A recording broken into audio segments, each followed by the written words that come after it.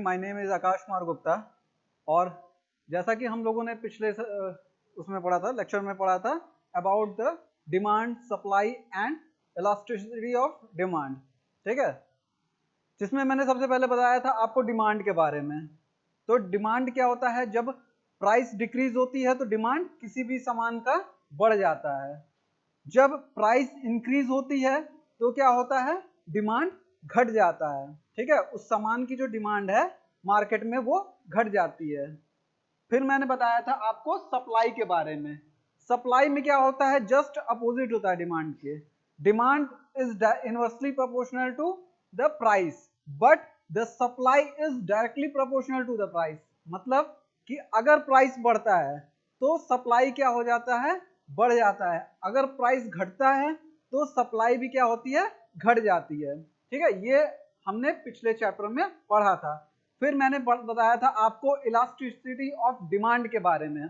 Elasticity of demand आखिरकार होता क्या है? इलास्टिसिटी ऑफ डिमांड का मतलब है कि हम मार्केट को देखते हुए अगर कोई बिजनेसमैन, अगर कोई पर्सन प्राइस को उतना ही इंक्रीज करे या प्राइस को उतना ही डिक्रीज करे जितना जरूरी है, ठीक है, उसी को कहते हैं इलास्टिसिटी। इलास्टिसिटी क्या होती है, अगर आप खींचते हैं तो वो फिर से अपनी जगह पे आ जाती है वो चीज, ठीक है। इलास्टिक क्या होता है, अगर आप उसको खींच रहे हैं तो अपनी जगह पे तो इतना इलास्टिक करें कि बस हल्का से वो खिंचा सके, ठीक है। अगर हम बहुत ज्यादा प्राइस हाई कर देंगे तो क्या हो जाएगा, उसकी डिमांड घट जाएगी, मतलब कि वो सामान बाजार में नहीं बिक पाएगा। या फिर अगर बहुत ज्यादा घटा भी देते हैं तो उसकी वजह से भी प्राइस पे, डिमांड पे कुछ इफेक्ट पड़ता है, ठीक है। तो हमें इतना भी नहीं घटा देना है सामान का दाम या फिर बढ़ा देना है जिसकी वजह से उसके डिमांड पे दिक्कत आए, ठीक है, उस सामान की डिमांड में दिक्कत आए।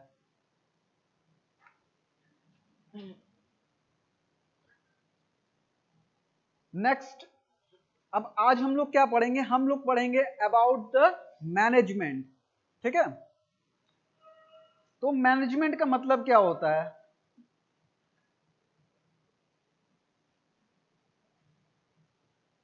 जी हाँ, एलिमेंट्स ऑफ मैनेजमेंट।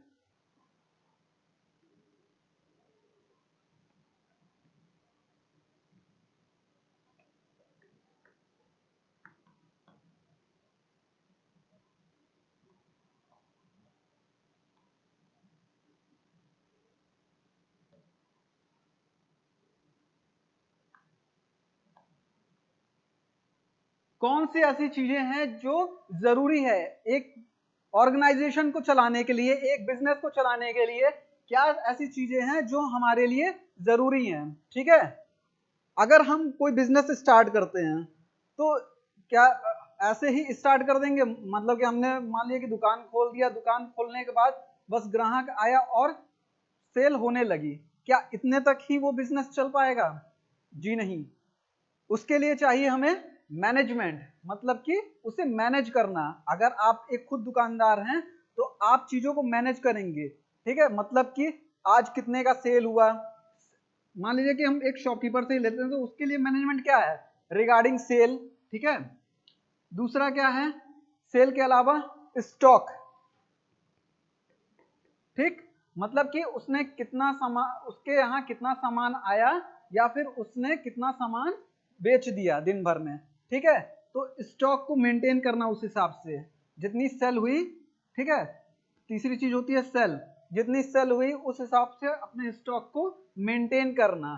तो सेल, स्टॉक या सेलिंग ऑफ द गुड्स, ठीक है, जो भी, ये सारी चीजें किस में आ जाएंगी, मैनेजमेंट में आ जाएंगी। स्टाफ को सैलरी देना, ठीक है, स्टाफ रखना, सैलरी ऑफ स्टाफ, ठीक, स्टाफ मैनेजमेंट, स्टाफ मैनेजमेंट, ये सारी चीजें किस में आ जाएंगी, एक शॉपकीपर को जो करना पड़ता है, ठीक है, अपनी दुकान को चलाने के लिए। अब हमने ये जान लिया कि मैनेजमेंट क्या है, management is science about management and governing, ठीक है, इज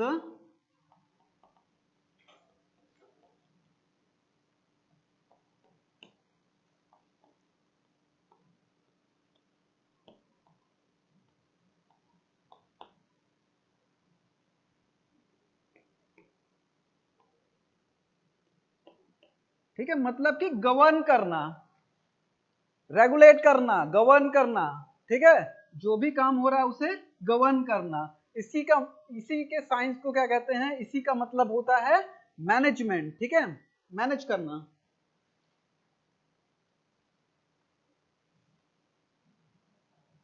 चलिए नेक्स्ट आते हैं हम कि फार्मास्यूटिकल इंडस्ट्री में,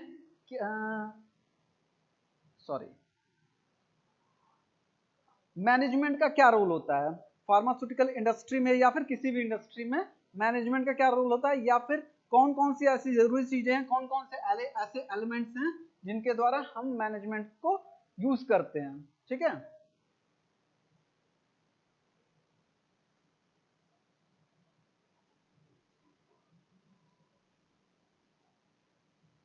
सॉरी,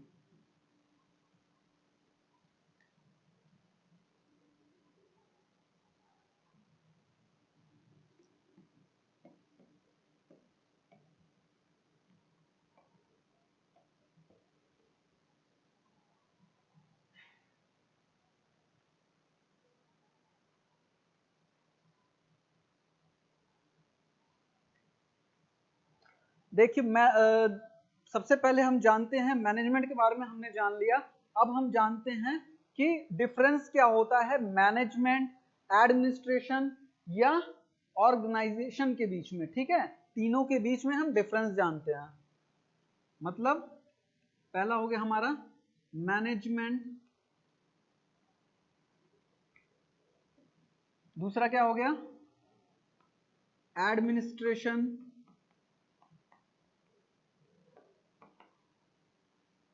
और तीसरा क्या हो गया ऑर्गेनाइजेशन।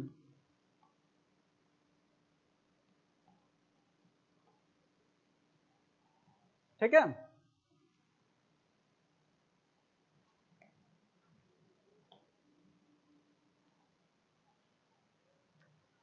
मैनेजमेंट क्या करता है, इट एग्जीक्यूट द पॉलिसी, ठीक है। एडमिनिस्ट्रेशन क्या करता है, इट डिटरमाइंस द पॉलिसी। मान लीजिए कोई पॉलिसी है, ठीक है, उसको ये क्या करती है, डिटरमाइन करती है, ठीक है, मतलब कि ये पॉलिसी ये एक्सेप्ट करती है, ठीक है, ये पॉलिसी ये बनाती है। एडमिनिस्ट्रेशन क्या करती है, इस किसी जैसे कि कोई कंपनी है उसमें किसी तरह की कोई पॉलिसी बनाई गई, ठीक है, कि हमें इस तरह से वर्क करना है, इस तरह से वर्क नहीं करना है, ये चीजें अपने काम में ले आनी है, ये चीजें नहीं ले आनी है, तो उनकी एक पॉलिसी है, ठीक है। या फिर उस पर्सन को इतना पैसा मिलेगा, इतने वेजेस मिलेंगे, ठीक है, इतना पीएफ कटेगा, जो भी उनकी पॉलिसी है सैलरी से रिगार्डेड या फिर रिलेटेड टू पीएफ, ठीक है, या फिर जो भी चीजें हैं according to the human welfare, या फिर कंपनी में किस किस तरह से क्या क्या काम, ये सारी किस में आती है, पॉलिसी में आती है। तो एडमिनिस्ट्रेशन क्या होता है, ये पॉलिसी को डिटरमाइन करता है, ठीक है। अब इसका क्या क्या होता है मैनेजमेंट का, ये पॉलिसी को एग्जीक्यूट करता, आखिरकार एग्जीक्यूट करने वाला भी तो कोई चाहिए, ठीक है। पॉलिसी को क्या करता है, ये उस पॉलिसी को एग्जीक्यूट करता है, जो भी उनके टर्म्स हैं, ठीक है, उनके टर्म्स एंड कंडीशन है, उनको ये एग्जीक्यूट करता है। कौन, मैनेजमेंट, ठीक है। जो ये लिमिट सेट करता है, कौन, एडमिनिस्ट्रेशन, ठीक। एडमिनिस्ट्रेशन क्या करता है, लिमिट सेट करता है, ठीक है। लेकिन मैनेजमेंट का क्या करता है कि उस हिसाब से जो लिमिट सेट की गई है उस हिसाब से जो मतलब कि एम्प्लॉयर है उस हिसाब से काम करें, ठीक है। तो it works within the limit set by the administration, ठीक है, works according to the limit set by the administration,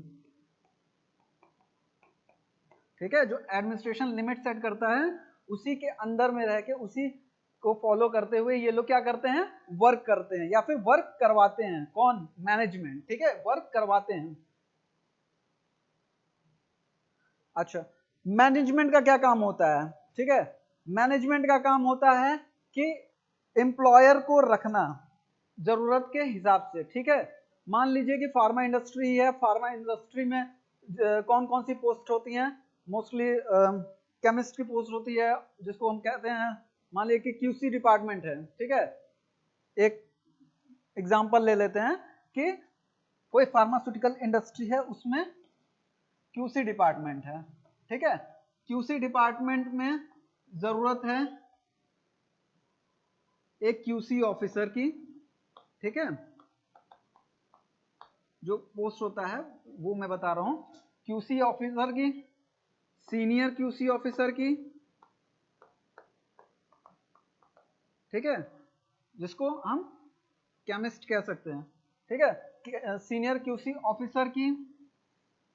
उसके बाद उनके बाद आते हैं एग्जीक्यूटिव्स, उसके बाद आते हैं सीनियर एग्जीक्यूटिव्स, फिर असिस्टेंट मैनेजर, और उसके बाद मैनेजर, और इसके ऊपर भी कई पोस्ट होते हैं, ठीक है, जैसे डीजीएम हो गया, ठीक है, या फिर अलग अलग और भी उसके ऊपर पोस्ट होते हैं। तो क्या हो गया, इन पोस्ट को भरने के लिए जो मैनेजमेंट रहता है, ठीक है, वही जिम्मेदार होता है, क्योंकि ये क्या है, क्वालिफाइड पर्सन है। उन्हें मालूम है कि जो क्यूसी ऑफिसर रहेगा वो क्या करके आया हुआ रहेगा, या तो बी फार्मा करके आया रहेगा, ठीक है, या तो इसके समकक्ष कोई डिग्री लेके आया रहेगा, जो कि इस कार्य को आसानी से, ठीक है, आसानी से कर सकता है। कार्य कोई भी कर सकता है, लेकिन ये कार्य ये क्यूसी ऑफिसर या फिर जो क्वालिफाइड पर्सन है वो बहुत अच्छे से आराम से कर सकता है, ठीक है। तो इसीलिए ऐसे एलिजिबल पर्सन को ये लोग रखते हैं जो उस काम को बेहतर ढंग से कर पाए कम समय में, ठीक है। जैसे पॉलिसी की मैं बात कर रहा था, तो किसी कंपनी की यही पॉलिसी है कि वहां पे सिर्फ बी फार्मा स्टूडेंट्स को ही रखा जाएगा। कोई फार्मास्यूटिकल इंडस्ट्री है जिसमें केवल जो ऊपर के लेवल्स के पोस्ट हैं उनमें जो पर्सन है, जो एम्प्लॉयर है, उनको उनकी एलिजिबिलिटी क्या होनी चाहिए, बी फार्मा होनी चाहिए, ठीक है। तो जो मैनेजर रहेगा, जो यहाँ का मैनेजर रहेगा, वो ये सारे जो पोस्ट हैं इनको भरेगा, जिनकी क्वालिफिकेशन क्या होगी, बी फार्मा रहेगी, ठीक है। अब आते हैं एडमिनिस्ट्रेशन पे। तो एडमिनिस्ट्रेशन में मैंने बताया कि डिटरमाइन करती है पॉलिसी को, लिमिट सेट करती है, ठीक है, फाइनेंस को देखती है, कोऑर्डिनेशन ऑफ, ठीक है, कितना पैसा कंपनी में आ रहा है, कितना पैसा कंपनी से जा रहा है, क्या क्या जरूरतें हैं, उन जरूरतों को भरने के लिए कितना पैसा चाहिए कंपनी में, ठीक है। तो ये फाइनेंस को देखती है, वेजेस, सैलरी, मतलब वेजेस, सैलरी, ये सब भी कौन देखता है, एडमिनिस्ट्रेशन ही देखता है। फार्मा प्रोडक्शन और डिस्ट्रीब्यूशन, ठीक है,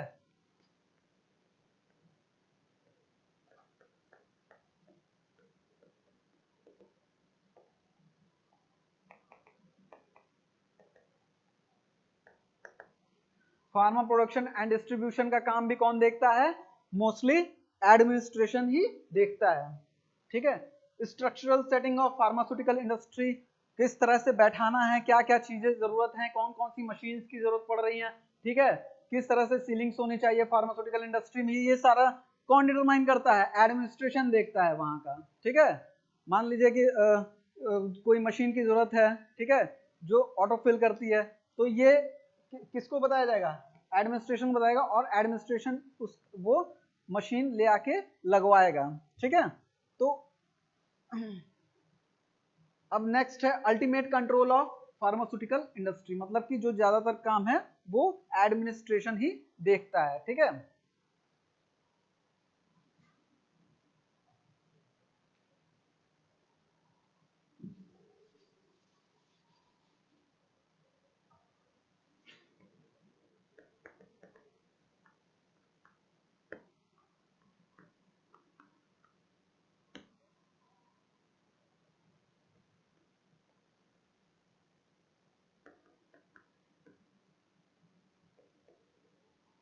ultimate control of pharma industry.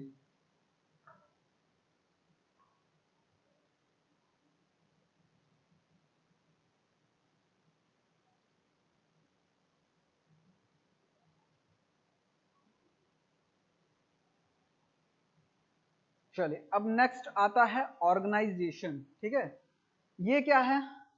It is formation of effective machines to handle man. ठीक है, ऑर्गेनाइजेशन पूरी तरह से मतलब कि क्या हो गया? सबका एक समावेश। ठीक है, ऑर्गेनाइजेशन क्या हो गया? एक समावेश हो गया जो कि क्या हैंडल करता है? मेंस को हैंडल करता है। ठीक है, मान लीजिए कि जहां पे ये क्यूसी ऑफिसर या सीनियर ऑफिसर्स काम कर रहे हैं, वहां पे आखिरकार वर्कर्स भी तो होंगे, तो उन वर्कर्स को हैंडल करने का मतलब क्या हो गया? एक पूरा ऑर्गेनाइजेशन, केवल इंडिविजुअल की कोई बात नहीं कर रहा है। ठीक है, क्यूसी ऑफिसर या सीनियर क्यूसी ऑफिसर की बात नहीं कर रहा है, पूरा ये क्या हो गया? एक ऑर्गेनाइजेशन हो गया। ठीक है, ऑर्गेनाइजेशन क्या करता है? मेंस को हैंडल करता है।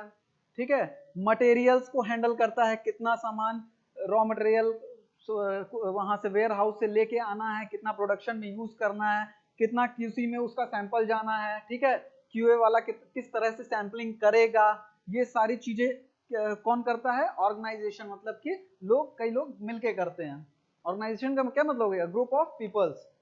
Process of combining work with individuals और ग्रुप्स हैव टू परफॉर्म। मतलब कि वही बात कर रहे हैं कि सिर्फ इंडिविजुअल ही नहीं, कई सारे लोग मिलके एक टास्क को परफॉर्म करते हैं। ठीक है, to provide the best channel for efficient, systematic, positive and coordinated application of the available effort। ठीक है, ताकि जो काम है वो आराम से, बहुत अच्छे तरीके से, ठीक है, इफिशिएंट तरीके से हो सके, सिस्टमैटिक तरीके से हो सके। ठीक है, सिस्टमैटिक पॉजिटिवली तरीके से हो सके, जो काम हुआ वो पूरी तरह से कोऑर्डिनेशन से हो सके। ठीक है, इन सब के लिए क्या होता है? ऑर्गेनाइजेशन सेट होता है।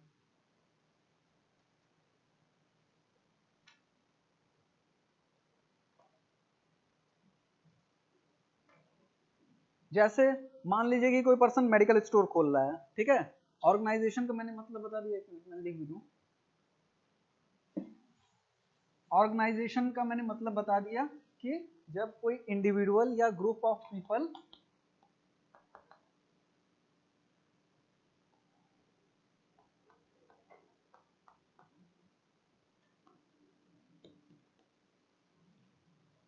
किसे हैंडल करते हैं? मैन को। ठीक है, मतलब जो वर्कर्स काम कर रहे हैं, मटेरियल्स को।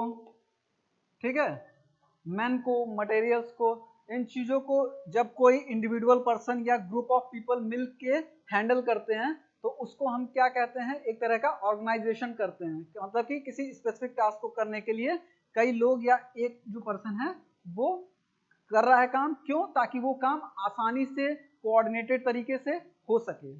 ठीक है, जैसे एग्जांपल मैं बता रहा था कि हाँ, मेडिकल स्टोर जैसे चलाना है। ठीक है, मेडिकल स्टोर, मान लीजिए कि कोई मेडिकल स्टोर है और बहुत अच्छे जगह पे है, वहां पे क्या हो रहा है? बहुत भीड़ हो रहा है।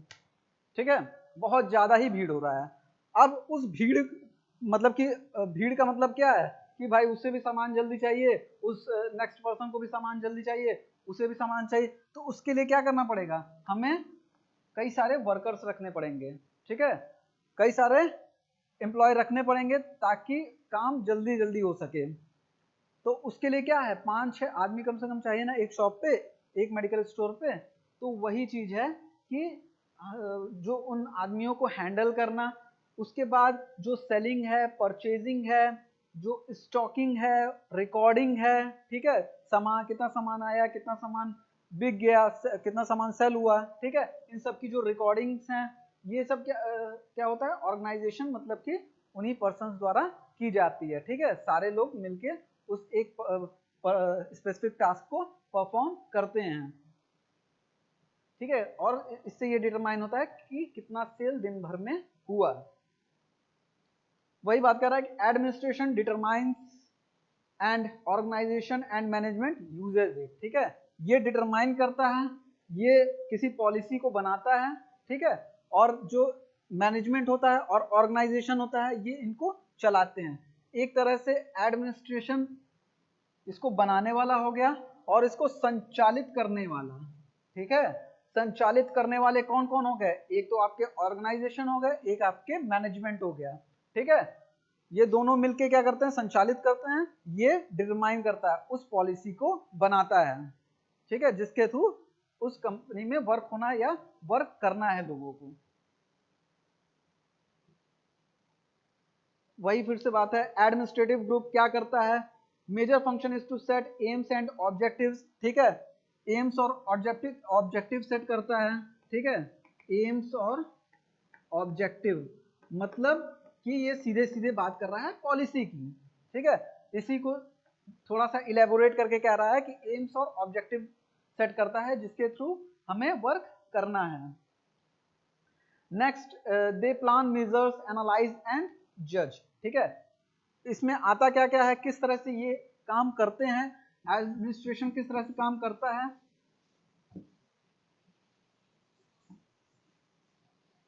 सबसे पहले ये क्या करता है, प्लान करता है, मेजर करता है, मेजर मतलब कि मान लीजिए कोई सामान खरीदना तो उसके लिए कितना पैसा लगेगा, ठीक है, उससे भी कोई सस्ता चीज, सस्ता वो है जो उस सामान की जगह हम ले आ सकते हैं, ठीक है। तो ये मेजर करना। प्लानिंग करना मतलब क्या हो गया कि भाई कोई भी काम बिना प्लान के तो आप कर नहीं सकते हैं, ठीक है। कोई भी अगर इंडस्ट्री खोल रहे हैं तो बिना प्लानिंग के तो आप खोलेंगे नहीं कि हाँ ऐसे ही खोल दिया और फिर मतलब कि कोई भी कंपनी ऐसे आप खोल दी और उसके बाद फिर आप सोच रहे हैं कि अरे हम इसमें क्या करें। तो प्लानिंग जरूरी है, मेजर जरूरी है, ठीक है। नेक्स्ट, एनालाइज, एनालाइज करना, ठीक, एनालाइज जरूरी है चीजों का। उसके बाद नेक्स्ट क्या आता है, जज, जज करना, ठीक है। उसके बाद क्या आता है, जज करना। तो ये चार टर्म्स है जिसके द्वारा एडमिनिस्ट्रेशन काम करता है। पहला प्लान, प्लानिंग करना, फिर मेजर, फिर एनालाइज एंड फिर जज करना। अब नेक्स्ट आता है, ये तो हो गई एडमिनिस्ट्रेशन की बात कि किस तरह से वो काम कर रहा है। मैनेजमेंट ग्रुप क्या करता है, they organize, command, control, communicate.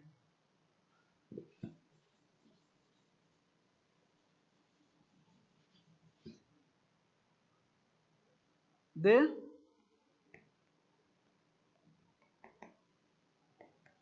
Organise,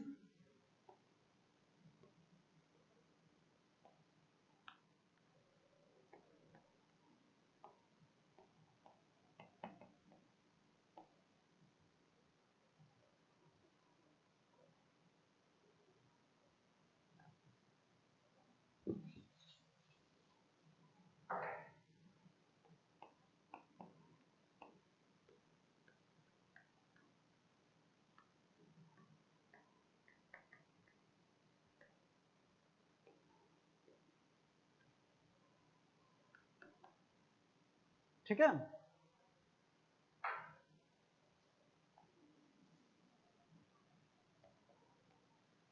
अब ये किस तरह से काम करता है, मैनेजमेंट किस तरह से काम करता है, सबसे पहले ये ऑर्गेनाइज करता है, ठीक है, चीजों को ऑर्गेनाइज करता है कि किस तरह से किसी काम को। ऑर्गेनाइजेशन का क्या मतलब हो गया कि जो प्लान, जो हमें काम करना है उसको पूरी तरह से ऑर्गेनाइज करना, एक जगह पे इकट्ठा करना कि हम किस तरह से प्लानिंग करना कि किस तरह से इस काम को हम कर सकते हैं, ठीक है। जो वो पर्सन है, जिस पर्सन को ये काम देना है उसको सेट करना कि हाँ भाई यही पर्सन है जो इस काम को कर सकता है, ठीक है, किस तरह कर सकता है ये बताना। तो ये ऑर्गेनाइज हो गया।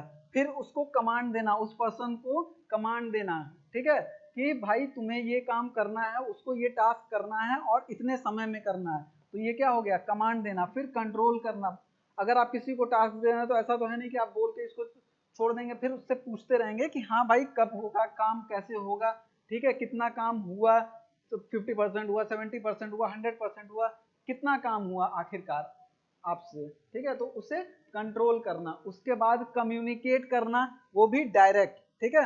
कम्युनिकेट करना, कम्युनिकेशन से क्या होगा कि जो वर्क है वो इफिशिएंटली होगा और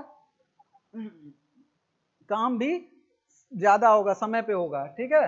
कम्युनिकेट अगर हम डायरेक्ट करते हैं तो इससे क्या होगा, काम ज्यादा होगा। इसके बाद गाइड करना, ठीक है, मतलब कि अगर उस पर्सन को नहीं समझ में आ रहा है तो उसे गाइडेंस भी देना कि हाँ आप इस तरह इस काम को कर सकते हो, ठीक है।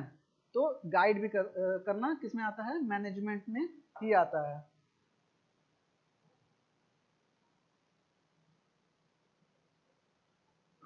अब सबसे पहले हम जानते हैं कि क्या क्या चीजें आती हैं जिसके थ्रू मैनेज जो मतलब कि हम क्या पढ़ रहे थे, एलिमेंट्स फॉर मैनेजमेंट। ठीक है, तो मैनेजमेंट के कौन कौन से एलिमेंट्स हैं जिनके द्वारा हम टास्क को परफॉर्म कर सकते हैं। ठीक है, तो अब हम डायरेक्ट पढ़ेंगे एलिमेंट्स ऑफ मैनेजमेंट।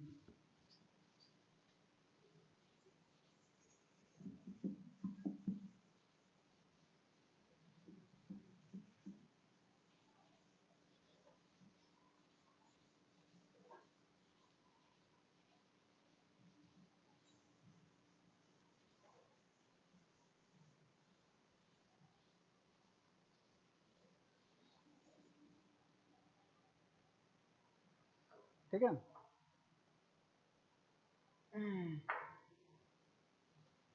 अब पहला आता है इसमें प्लानिंग।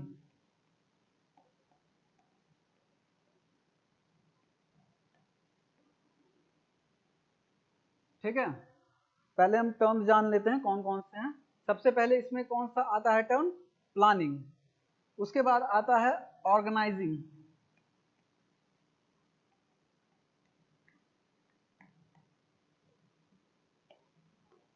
ठीक है, दूसरा टर्म आता है ऑर्गेनाइजिंग।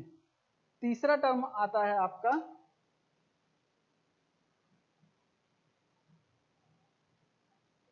स्टाफिंग।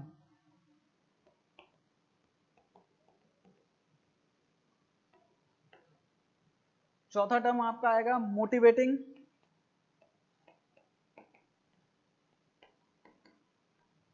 और पांचवा जो टर्म आएगा वो आएगा आपका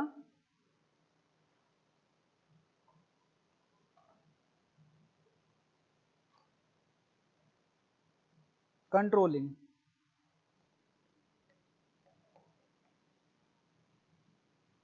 ठीक है, ये 5 टर्म्स हैं जिसपे जो मैनेजमेंट है वो टिका रहता है।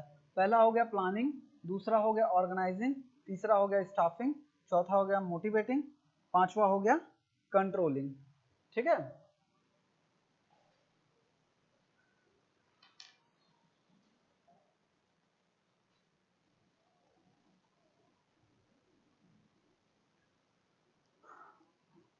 Sorry for the interruption. जी हाँ, बात कर रहे थे मैनेजमेंट के एलिमेंट्स के बारे में। ठीक है, तो ये 5 चीजें हैं जिन पे जो मैनेजमेंट है वो टिका रहता है। ठीक है, पहला क्या है, प्लानिंग। प्लानिंग किस लिए जरूरी है, अगर हम किसी टास्क को करने जा रहे हैं, अगर हम मान लीजिए कि पानी भी पीने जा रहे हैं, तो क्या प्लान करके जाएंगे, भाई हमें जाना है, ग्लास उठाना है, उसके बाद फिर पानी लेना है, उसमें जो भी जिससे भी आप पानी ले रहे हो, मान लीजिए कि बॉटल से ही पी रहे हैं तो बॉटल फ्रिज में से निकालनी है, फिर फ्रिज में से पानी निकाल के फिर पीना है, उसके बाद फिर जो बॉटल है वो फ्रिज में रख देना है। तो ये क्या हो गई, एक तरह की प्लानिंग हो गई हमारी। ठीक है, कि हमें इस तरह से इस टास्क को करना है। अगर हम बिना प्लानिंग के जाएं तो क्या होगा, मान लीजिए कि हमने गिलास उठाया, उसके बाद फ्रिज से पानी लिया, फ्रिज खुला छोड़ दिया, पानी निकाला, बॉटल वहीं छोड़ दिया, तो ये क्या हो गया, ये टास्क पूरी तरह से सही तरीके से कंप्लीट नहीं हुआ। ठीक है, हमें कोई भी काम करना चाहिए तो उसको सही तरीके से, ठीक है, कोऑर्डिनेट तरीके से, इफिशिएंट तरीके से करना चाहिए, ताकि वो काम हो भी तो अच्छा लगे। ऐसा ना हो कि भाई कोई भी उसमें नुक्स निकालने लायक हो जाए। ठीक है, अब भाई अगर आप बिजनेस ही कर रहे हैं तो बिजनेस किस लिए कर रहे हैं भाई, आपका बिजनेस कब चलेगा, जब आप उस काम को इफिशिएंट तरीके से अपना 100% वो करेंगे और पूरी प्लानिंग के साथ करेंगे। ठीक है, अब ऐसा तो नहीं हो सकता ना कि मान लीजिए कि आप ने वो, चलिए रहने दीजिए। अब आते हैं ऑर्गेनाइजिंग पे। ठीक है, ऑर्गेनाइजिंग क्या होता है, तो ऐसी एक्टिविटीज जिनमें हम क्या करते हैं, रिस्पॉन्सिबिलिटीज सेट करते हैं लोगों के लिए। ठीक है, हमने प्लानिंग कर ली किसी चीज को, ऐसे ऐसे ऐसे ऐसे करना है। ठीक है, हम इस तरफ जाएंगे, फिर इस तरफ से इस तरफ मुड़ेंगे, फिर इस तरफ से इस तरफ मुड़ेंगे, इस तरफ से, ये हो गई प्लानिंग। ठीक है, अब क्या है ऑर्गेनाइजिंग में, मतलब कि हम ऐसे पर्सन्स को, ऐसे लोगों को सेट करते हैं जो उस काम को कर सकते हैं, मतलब कि it organization concerned with grouping of activities together to attain the planned objective, defining the responsibilities of people। ठीक है, कौन कौन सी ऐसी एक्टिविटी हमें करनी है। मान लीजिए कि हमें पैदल चल के यहाँ तक, यहाँ से यहाँ जाना है, फिर यहाँ से हमें किसके द्वारा जाना है, कार द्वारा जाना है। ठीक है, मान लीजिए यहाँ पे हम क्या कर रहे हैं, थ्रू वॉक करके हम यहाँ जा रहे हैं। यहाँ से पे हम किससे जा रहे हैं, कार से जा रहे हैं। फिर हमने यहाँ से क्या लिया, स्कूटर ले लिया। ठीक है, फिर हमने यहाँ से क्या कर लिया, यहाँ से हम फिर पैदल चल के गए। तो ये क्या हो गया, एक तरह की एक्टिविटी हमने सेट की कि हमें पहले तो हमने प्लानिंग की यहाँ से यहाँ जाना, यहाँ से यहाँ जाना, यहाँ से यहाँ जाना। फिर हमने एक्टिविटी सेट की कि कैसे जाना है, पैदल जाना है, फिर कार से जाना है, फिर स्कूटर से जाना है, फिर पैदल जाना है। ठीक है, तो एक्टिविटी सेट करना, ग्रुप ऑफ एक्टिविटीज को इंक्लूड करना कि ये काम इस तरह से हो सकता है। ठीक है, और इसके लिए हम क्या करते हैं, लोगों को अपॉइंट करते हैं। ठीक है, ग्रुप ऑफ पीपल्स को रिस्पॉन्सिबिलिटी देते हैं। ठीक है, अथॉरिटी देते हैं। ठीक है, कि आप ये काम आपके ही जिम्मे है कि आप ये काम कर सकते हैं, आपको अथॉरिटी है, आप ही ये काम कर सकते हैं, बाकी अदर कोई नहीं करेगा इस काम को। नेक्स्ट आते हैं स्टाफिंग पे। ठीक है, स्टाफिंग क्या होता है, स्टाफिंग का मतलब होता है कि राइट पर्सन शुड बी, मैं अभी इसको और भी आगे फर्दर डिटेल में बताऊंगा, एक तरह से अभी नॉर्मल बता रहा हूँ। स्टाफिंग का मतलब है कि ऐसे लोगों को रखना जो कि उस काम को कर सकते हैं, राइट पर्सन। स्टाफिंग का मतलब हो गया राइट पर्सन। ठीक है, ऐसा ना हो कि भाई जिसको मेडिकल शॉप पे दवा का नाम पढ़ने तक नहीं आता, इंग्लिश तक नहीं आती, और हमने उसे दवा की दुकान पे रखा हुआ एज ए स्टाफ, जो कि पढ़ भी नहीं सकता है इंग्लिश। ठीक है, क्योंकि सारे जो पर्चे आते हैं वो मोस्टली इंग्लिश में ही आते हैं। ठीक है,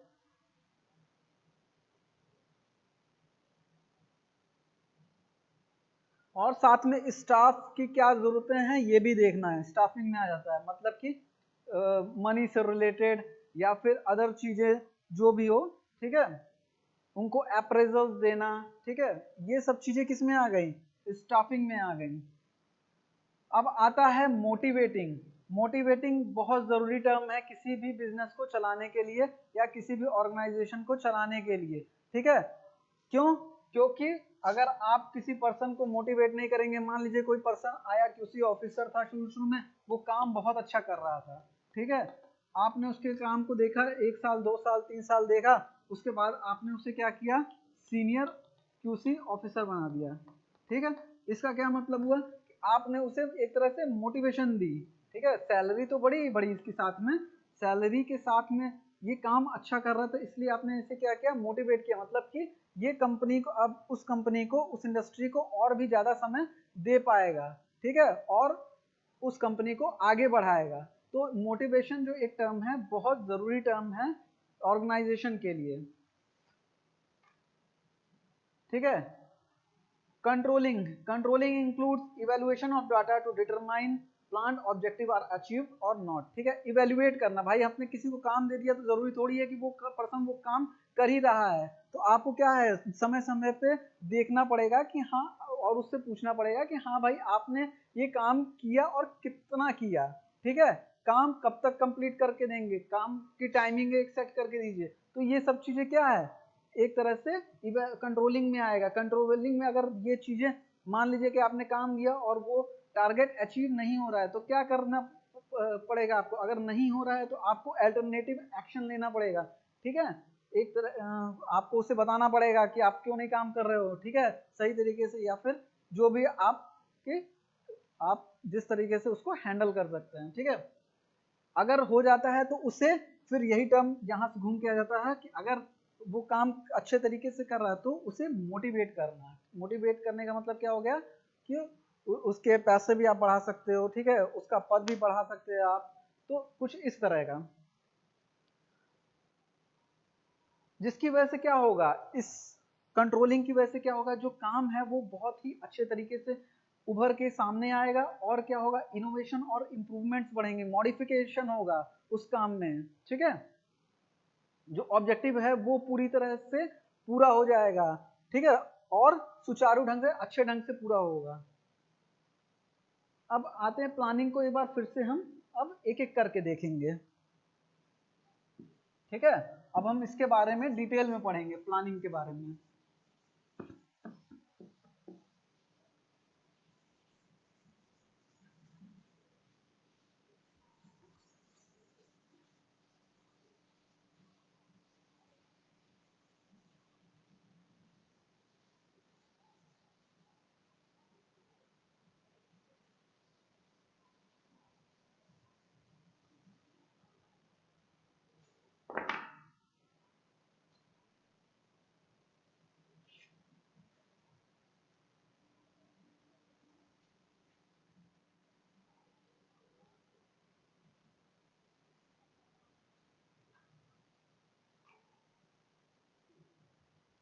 आइए प्लानिंग के बारे में पढ़ते हैं।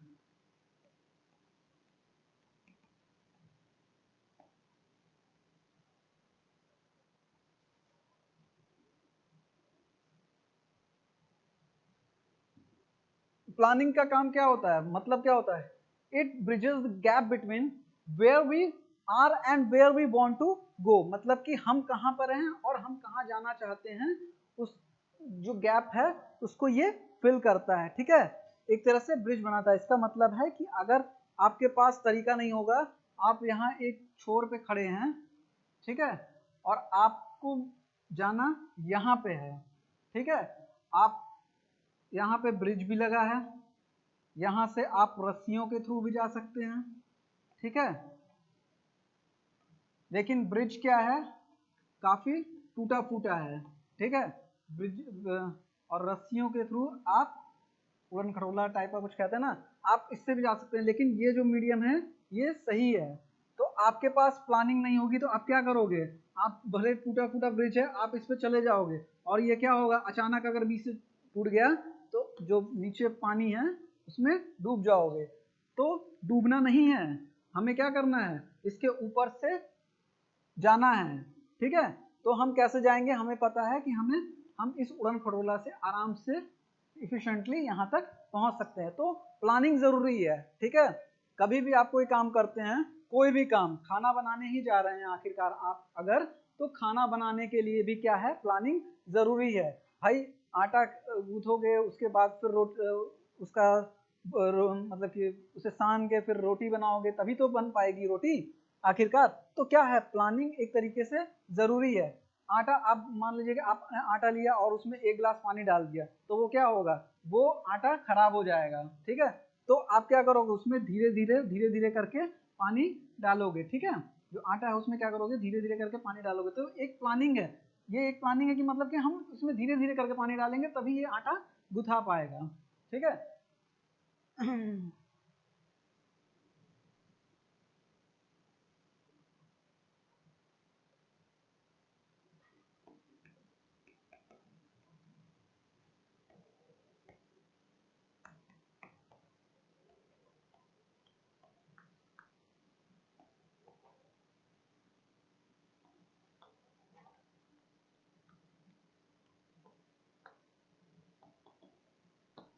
ये एक शॉर्ट सेंटेंस है इसको समझाने के लिए, ठीक है।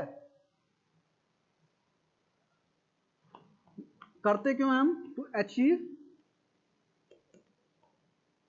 द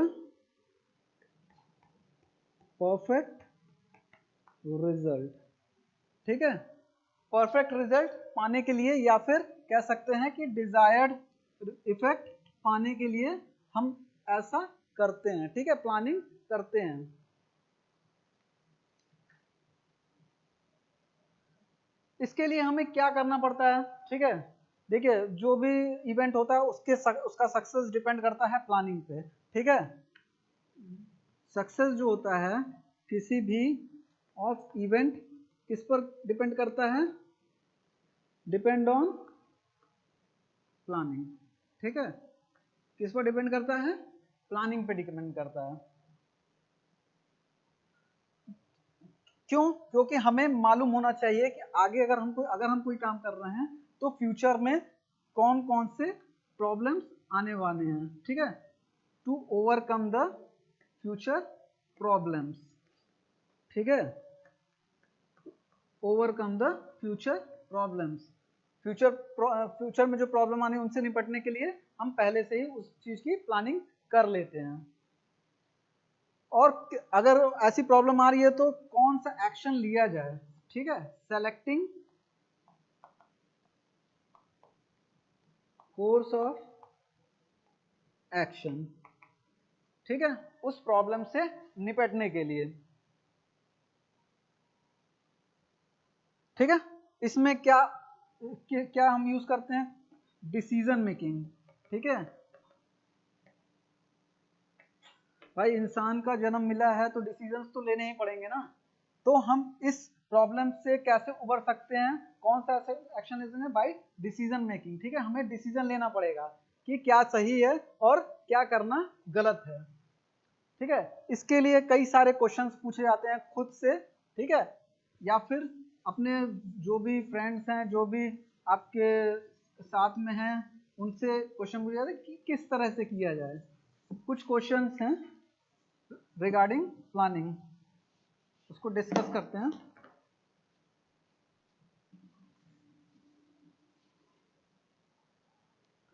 सबसे पहला क्वेश्चन है आपका, what should be done, what should be done, मतलब कि क्या करना चाहिए, क्या करना चाहिए, ठीक है, ये क्वेश्चन पूछना चाहिए। दूसरा क्या है, how it should be done, किस तरीके से, ठीक है, हाउ शुड बी डन, ठीक है, how it should be done, ठीक, मतलब कैसे कैसे करना चाहिए, ठीक है।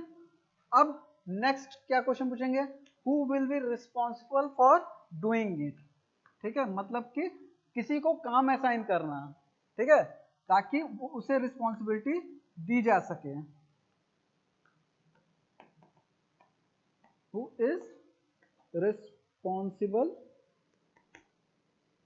फॉर डूइंग इट, ठीक है, मतलब कि कौन जिम्मेदार, कौन उसकी जिम्मेदारी लेगा। अगर वो काम खराब होता है तो हम किसे जिम्मेदार ठहरा सकते हैं, या फिर वो काम अगर सही होता है तो किसे हम मोटिवेट कर सकते हैं, किस पर्सन को, ठीक है, तो काम असाइन करना किसी को। नेक्स्ट आता है where action is to be taken, कहां पर, where action is to be taken, ठीक है, मतलब कि कहां पर हमें वो अप्लाई करना है, वो काम कहां पर अप्लाई करना है, ठीक है। Why it is to be done, हम क्यों वो काम कर रहे हैं, why it should be done, मतलब हम आखिरकार वो काम क्यों कर रहे हैं, ठीक।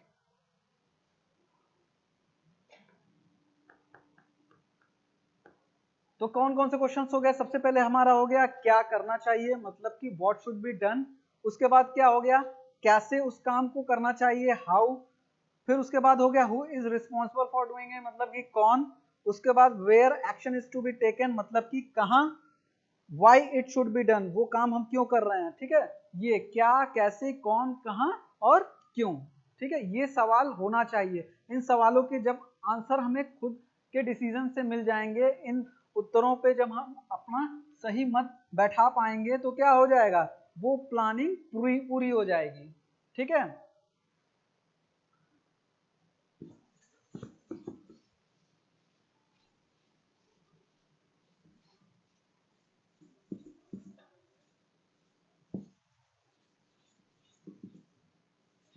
नेक्स्ट आते हैं कि इसका इंपॉर्टेंस क्या है, इंपॉर्टेंस ऑफ प्लानिंग। तो इसकी इंपॉर्टेंस है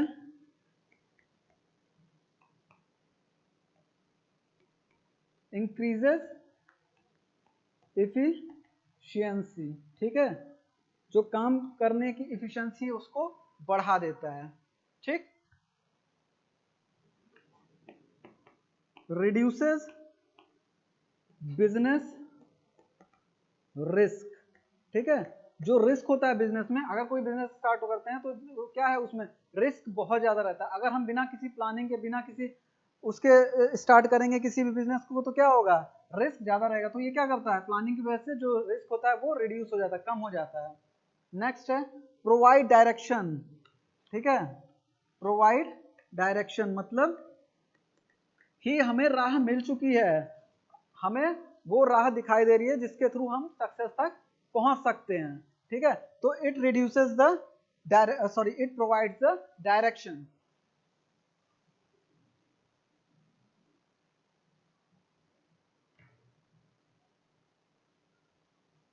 नेक्स्ट आते हैं, इनकरेजेस क्रिएटिविटी एंड इनोवेशन। ठीक है,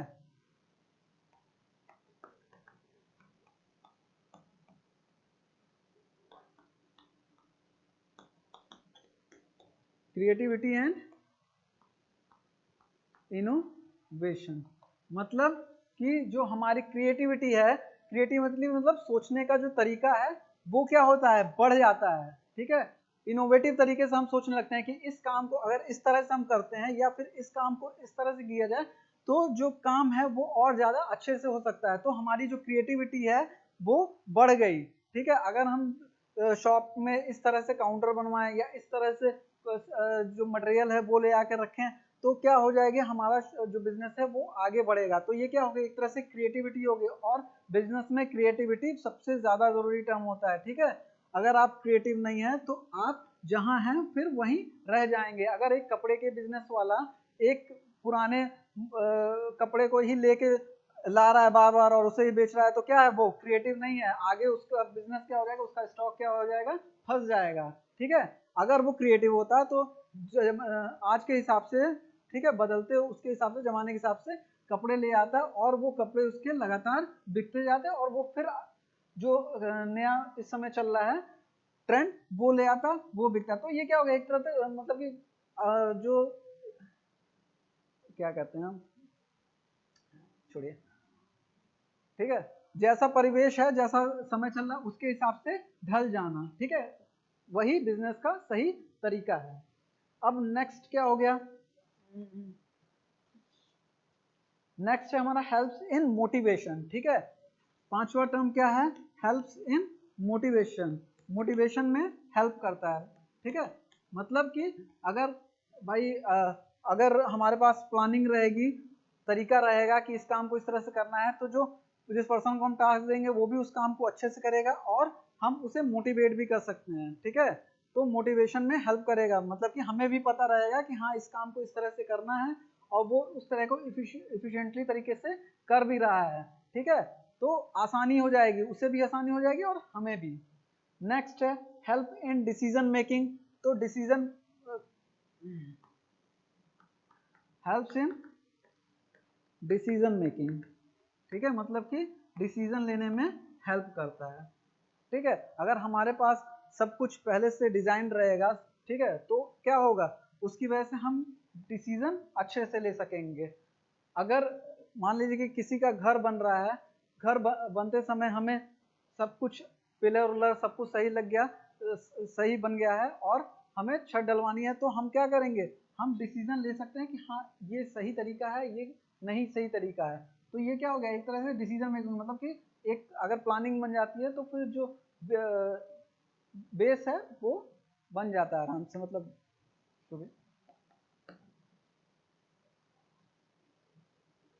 हेल्प्स टू अचीव ऑब्जेक्टिव। ठीक है, जो हमारा ऑब्जेक्टिव है वो हमें मिल जाता है। ठीक है, helps to achieve objective. Next है प्रोवाइड्स बेसिस ऑफ कंट्रोल। ठीक है, हम पूरी तरह से उस काम पे कंट्रोल कर सकते हैं, जो वो हम प्लानिंग लेके चल रहे हैं हम उस पर पूरी तरह से कंट्रोल हमारा रहेगा अगर हमें सब कुछ पहले तरीके से वेल डिजाइंड रहेगा। ठीक है, तो हम हमारा क्या रहेगा, उस चीज पर पूरा कंट्रोल रहेगा। अब आते हैं किस स्टेप्स क्या होते हैं जो कि हम प्लानिंग प्रोसेस में यूज करते हैं।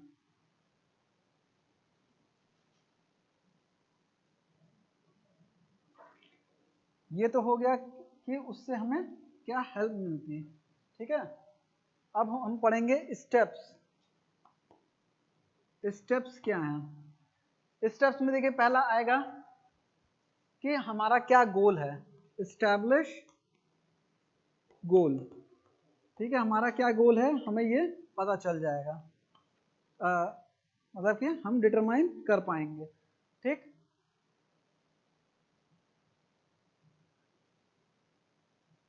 प्लानिंग प्रीमिसेस,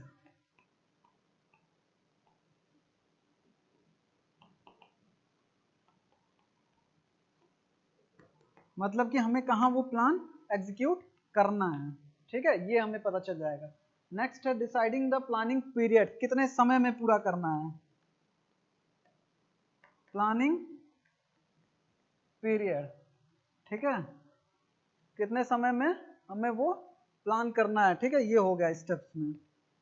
नेक्स्ट है finding alternative course of action, अगर हम ये नहीं हुआ, ये करने से ये नहीं हुआ, तो हम और क्या अल्टरनेट तरीका यूज कर सकते हैं। ठीक है, तो उस अल्टरनेटिव तरीके को भी खोज के रखना,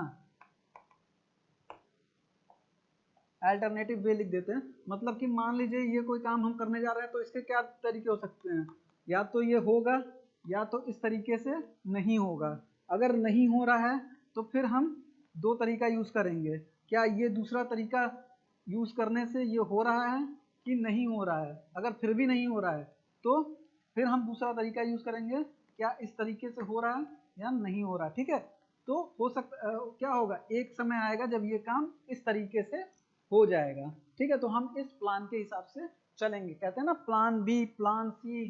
ठीक है, अगर प्लान ए नहीं एग्जीक्यूट हुआ तो प्लान बी, तो वही चीज है,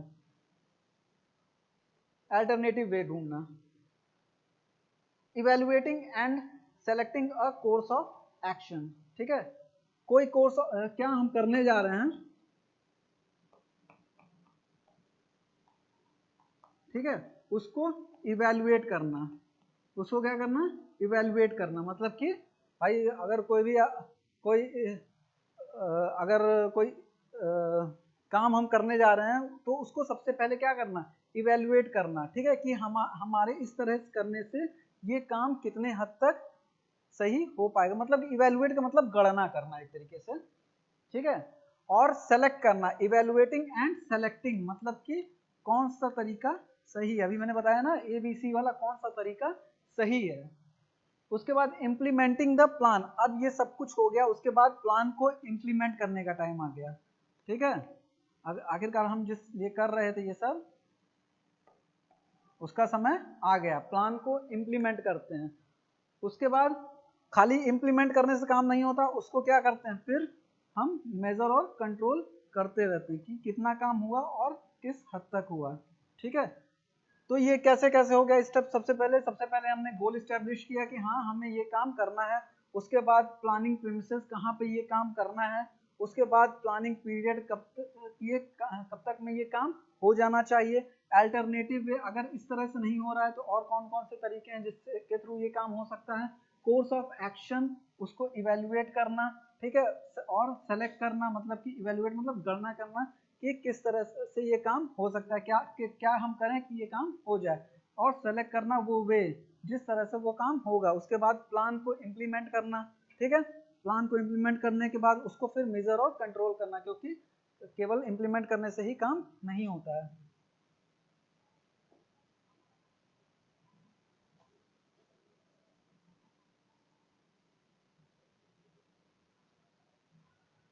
नेक्स्ट आते हैं टाइप्स ऑफ प्लान, कितने तरीके से हम प्लानिंग कर सकते हैं। ठीक है, टाइप्स ऑफ प्लान, तो इसमें पहला आएगा आपका एस्टैब्लिशिंग इसमें पहला आएगा ऑब्जेक्टिव। दूसरा आपका आएगा स्ट्रेटजीज।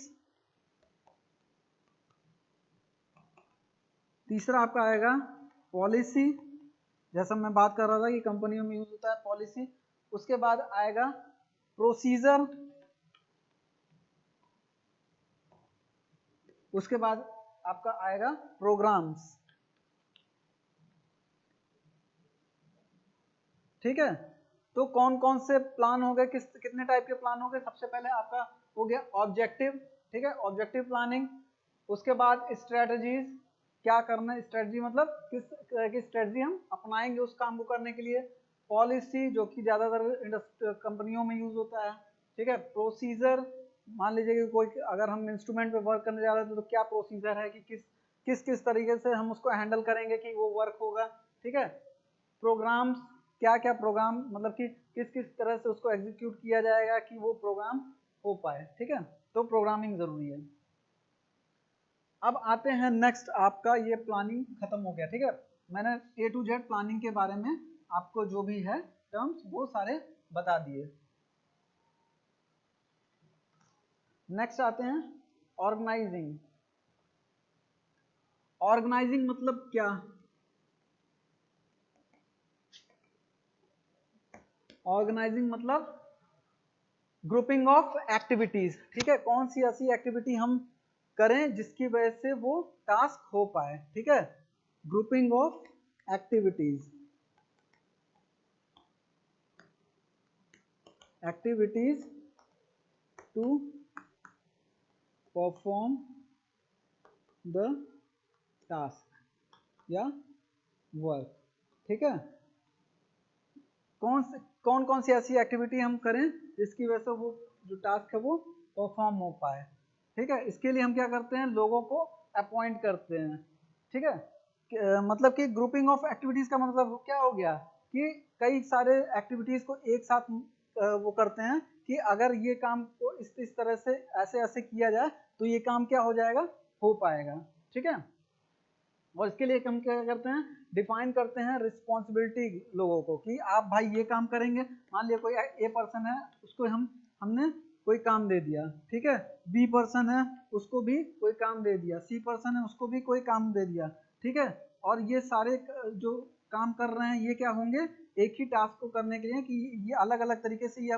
उस टास्क को परफॉर्म कर रहे हैं, ठीक है, मतलब कि इनका भी ऑब्जेक्टिव यही आएगा, ठीक है। इसके लिए किसकी जरूरत होती है, अथॉरिटी की जरूरत होती है, मतलब कि उस पर्सन को, ये वही पर्सन है जो इस काम को करेगा, ठीक है, उसके अलावा कोई भी पर्सन इस काम को नहीं कर सकता, ठीक है। अब हम इसका हम एक बार वो देख लेते हैं कि डिफिनीशन क्या है। डिफिनीशन इसकी ये है कि it involves division of work among people,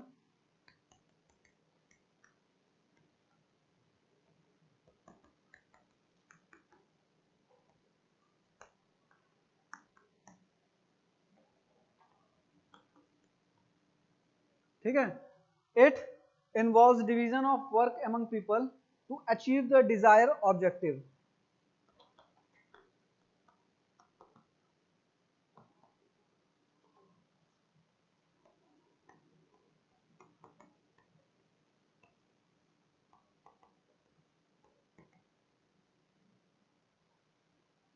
to achieve the desire objective, ठीक है, कि मतलब कि एक काम को कई लोगों में, मतलब कि उसी काम को करने के लिए कई लोगों को दे देना ताकि वो काम ज्यादा जल्दी और आसान तरीके से हो सके, ठीक है, मान लीजिए कोई काम ही है, हमने उस हमको 4 पेज का कोई कॉपी लिखना है, ठीक है, हमने क्या किया, एक पेज ए पर्सन को लिखने के लिए दे दिया, बी पेज इस पर्सन को लिखने के लिए, सॉरी दूसरा पेज बी पर्सन को दे दिया, ठीक है, तीसरा पेज सी पर्सन को दे दिया और चौथा पेज जो है वो डी पर्सन को दे दिया, ठीक है, तो काम को असाइन करना,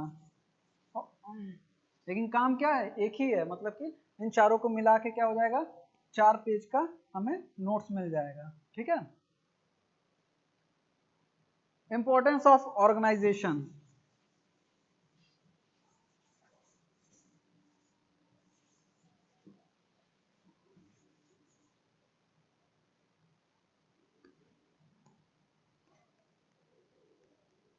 इंपॉर्टेंस क्या है आखिरकार ऑर्गेनाइजेशन का,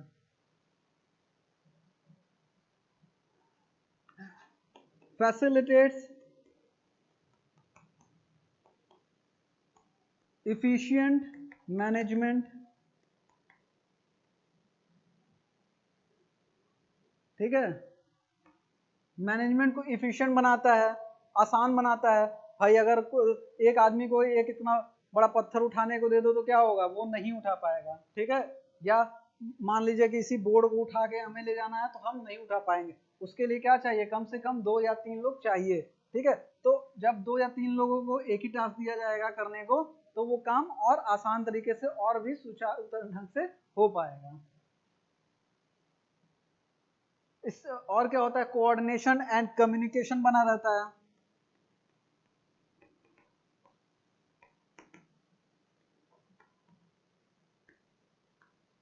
ठीक है। कोऑर्डिनेशन और कम्युनिकेशन बना रहता है। नेक्स्ट, ग्रोथ एंड ग्रोथ, ठीक है। इससे क्या होता है, कंपनी ग्रो करती है। मतलब कि अगर हम एक काम को कई लोगों में वो कर रहे हैं तो उसकी वजह से क्या होगा, वो काम जल्दी भी हो जाएगा और हम नेक्स्ट काम के लिए भी जा सकते हैं। तो इसकी वजह से क्या होगा, ग्रोथ होगी, कंपनी की ग्रोथ होगी। हो सकता है भाई जो हम एक दिन में कोई भी सामान अगर बना रहे हैं तो 200 बना रहे हैं, अगर वही आदमी 4 आदमी उसकी जगह लग गए तो वो क्या हो जाएगा, एक दिन में 800 सामान बना पाएंगे, ठीक है। एक आदमी 200 बना रहा है तो एक ही दिन में वो क्या होगा, 800 बना पाएंगे, ठीक है।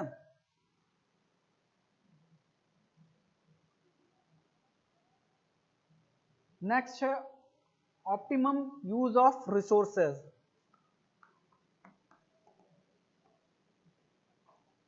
ऑप्टिमम यूज ऑफ रिसोर्सेज, जो रिसोर्सेज है, जो काम की चीज है, वो उसका क्या यूज होगा, ऑप्टिमम तरीके से, अच्छे तरीके से यूज होगा, ठीक है। जो रिसोर्सेज हैं उनका क्या होगा, ऑप्टिमम यूज होगा। नेक्स्ट है provides for optimum use of technological innovations, ठीक है। जो टेक्नोलॉजिकल चीजें हैं जैसे कंप्यूटर हो गया या फिर मशीनरी हो गई, उनका क्या होगा और अच्छे तरीके से यूज हो पाएगा, ठीक है। Optimum use of the machineries और टेक्नोलॉजिकल इनोवेटर्स, ठीक है। ये तो हो गई किसकी बात, इंपॉर्टेंस हो गया ऑर्गेनाइजेशन का। अब हम पढ़ते हैं ऑर्गेनाइजेशन एज अ प्रोसेस, क्या किस तरह से हम इसको प्रोसेस करते हैं, किस तरह से ये प्रोसेस होता है उसके बारे में हम पढ़ेंगे।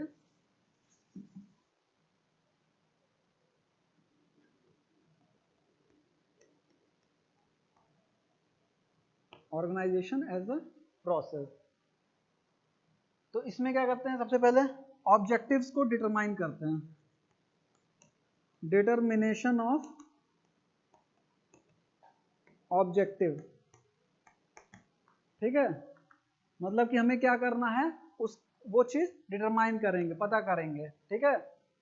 उसके बाद क्या आता है, identification and grouping of activities,